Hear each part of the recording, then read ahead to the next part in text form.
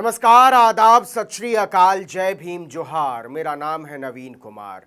आखिरकार वो घड़ी आ गई जिसे टालने के लिए नरेंद्र मोदी ने लोकतांत्रिक उसूलों, मानव गरिमा और संवैधानिक मूल्यों तीनों की धज्जी उड़ाकर रख दी। उन्हें संसद में इस पर चुप्पी तोड़नी होगी और यह सोच सोचकर उनकी सांस अटकी हुई है, क्योंकि उनकी लफ्फाजियों और डपोर शंखियों से हताश देश जिम्मेदारियों से भागते अपने नेता के साहस और वजन को तौल रहा होगा। जी हां, मणिपुर को लेकर अविश्वास प्रस्ताव पर चर्चा की तारीख तय हो गई है और इसी के साथ नरेंद्र मोदी के हिस्से में पहली हार आई है, क्योंकि उन्हें अपना जवाब देने के लिए मजबूर होना पड़ा है। इसे विपक्ष के गठबंधन इंडिया की पहली जीत भी माना जा सकता है, क्योंकि विपक्ष की एकजुटता का ही नतीजा है कि संसद में मोदी सरकार के खिलाफ अविश्वास प्रस्ताव का नोटिस पेश हो सका और लोकसभा स्पीकर को चर्चा की मंजूरी देनी पड़ी। चर्चा की तारीख भी बहुत ऐतिहासिक रखी गई है, 8 अगस्त। कुछ याद आया? 8 अगस्त 1942 को ही महात्मा गांधी ने अंग्रेजों भारत छोड़ो का ऐतिहासिक नारा दिया था और इतिहास की किताबें बताती हैं कि इस आंदोलन में भाजपा के मातृ संगठन राष्ट्रीय स्वयंसेवक संघ ने गांधी का विरोध किया था और अंग्रेजों का साथ दिया था। उसी 8 अगस्त को एक तरह से मणिपुर के बहाने मोदी गद्दी छोड़ो का नारा उछलने वाला है। इस चर्चा के लिए पूरे 3 दिन का समय तय किया गया है। 8 अगस्त को शुरू होकर यह चर्चा 10 अगस्त तक चलेगी। चर्चा के आखिरी दिन यानी कि 10 तारीख को मोदी को संसद में जवाब देना होगा। आप भी जानते हैं कि यह जवाब मोदी शौक से नहीं, किसी जिम्मेदारी के तहत नहीं, किसी लोकतांत्रिक मर्यादा के तहत नहीं, बल्कि बहुत मजबूरी में दे रहे होंगे। वो चाहे जितने चीखें चिल्लाएं, चाहे नेहरू से लेकर वाजपेयी और राहुल गांधी तक को अपने सामने बौना साबित कर दें, लेकिन सच ये है कि मोदी उस दिन बहुत बेचारे दिख रहे होंगे।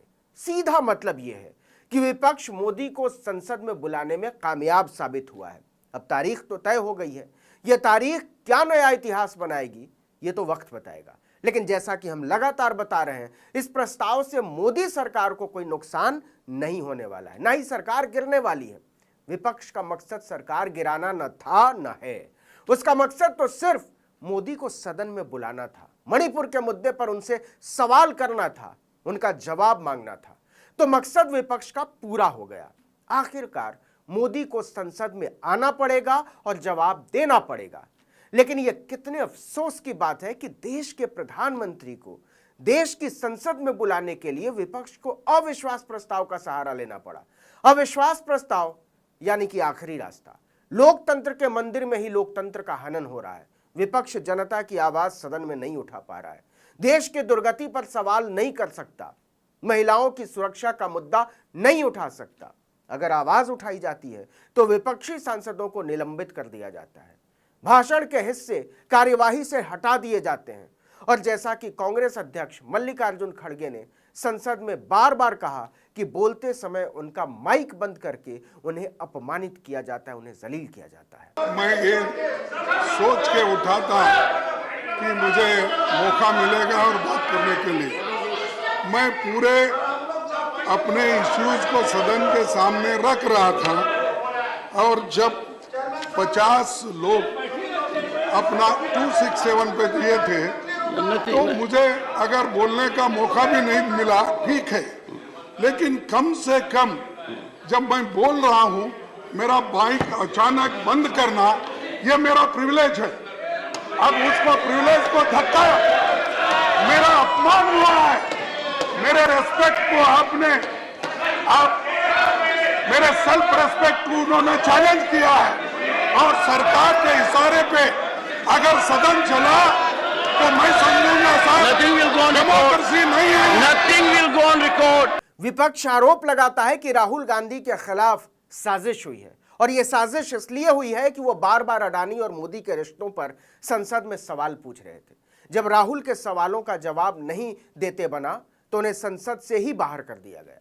एक छोटे से मामले में 2 साल की अधिकतम सजा हो गई, जबकि अगर मानहानि के मामले उठाए जाने लगे तो न जाने कितने बीजेपी सांसदों की सदस्यता चली जाएगी। दूसरी तरफ खुलेआम देश के गद्दारों को जूते मारो सालों को, और अगर भाजपा हारी तो दिल्ली में हिंदू औरतों के साथ ज्यादती होगी जैसे घिनौने बयान देने वाले भाजपा के सांसद और मंत्री पर एफआईआर तक दर्ज नहीं हो रही।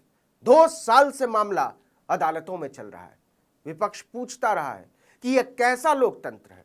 जनता की आवाज उठाने वालों को डराया धमकाया जा रहा है, उनकी बात नहीं सुनी जा रही है, उनके सवालों का जवाब नहीं दिया जा रहा है। यही तो अंग्रेज किया करते थे। आवाज उठाने वालों को मारा पीटा जाता था, जेलों में डाल दिया जाता था, झूठे मुकदमों में फंसा दिया जाता था, अधिकारों को कुचला जाता था, अपनी बात रखने की आजादी नहीं थी। इसी तानाशाही के खिलाफ तो महात्मा गांधी ने 8 अगस्त 1942 को भारत छोड़ो आंदोलन की शुरुआत की थी। अंग्रेजों भारत छोड़ो का नारा दिया था। इसके बाद 1947 में देश आजाद हो गया, लेकिन आज देश फिर वहीं खड़ा है। देश के प्रधानमंत्री से सवाल पूछने की हिम्मत किसी में नहीं है। देश का एक हिस्सा जल गया, लेकिन मोदी विदेश दौरों पर लगे हुए थे। मणिपुर जाना तो दूर, उन्होंने शांति की अपील करना तक जरूरी नहीं समझा।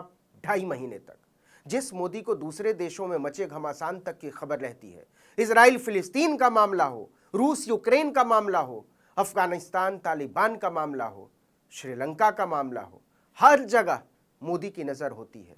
ट्वीट करते हैं, तो यह कैसे संभव है कि उन्हें मणिपुर के जलने की जानकारी नहीं होगी। उन्होंने चुप्पी तोड़ी, लेकिन तब जब वहां सब कुछ तहस नहस हो चुका था। 19 जुलाई को 2 महिलाओं के नग्न परेड का वीडियो सामने नहीं आता तो शायद मोदी 20 जुलाई को भी चुप्पी न तोड़ते, और इसके बाद भी वो कुछ करते हुए नजर नहीं आते, जैसे मणिपुर के हालात के ठीक होने में उनकी कोई दिलचस्पी ही ना हो। इसमें कोई हैरानी की बात नहीं है कि 4 मई की घटना को 19 जुलाई तक दबा कर रखा गया, तो आगे भी रखा जा सकता था। लेकिन कहते हैं ना कि सच को कितने भी ताले में बंद कर लो, एक न एक दिन वो बाहर आ ही जाता है। ऐसा ही हुआ। मणिपुर का सच भी सबके सामने आ गया। पता चल गया कि डबल इंजन की सरकार में राज्य की क्या दुर्गति, क्या हालत हो गई है। बेटी बचाओ और महिला सशक्तिकरण के दावे करने वाली सरकार के राज में महिलाओं की नग्न परेड निकाली गई और सरकार बैठकर तमाशा देखती रही, प्रधानमंत्री तमाशा देखते रहे, मामले को दबाने की कोशिश होती रही।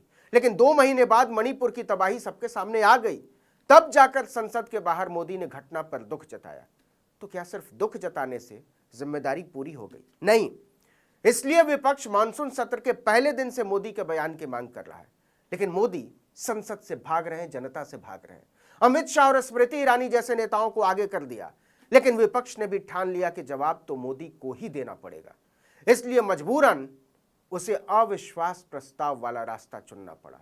Indian national developmental inclusive alliance यानी इंडिया गठबंधन की तरफ से 26 जुलाई को सदन के नियम 198 के तहत अविश्वास प्रस्ताव लाया गया था, जिसे लोकसभा अध्यक्ष ओम बिरला को स्वीकार करना पड़ा।